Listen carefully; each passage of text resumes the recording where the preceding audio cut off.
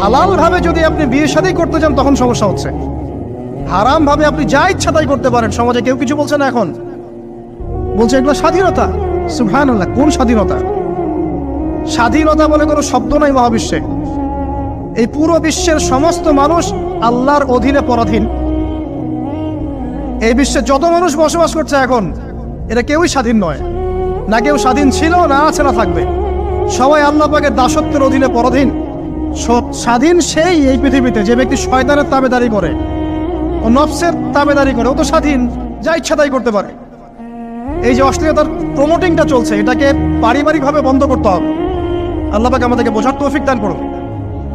এগুলো যত বাড়বে সমাজে মহামারী আসবে, দেখে নিয়ে মহামারী আসবে, দুর্ভিক্ষ আসবে, সমাজে এমন সব রোগ ব্যাধির জন্ম হবে যেগুলো নামও শোনে নাই মানুষ কখনো, এবং সামনে ভূমিধস অপেক্ষা করছে। এগুলো আসবে।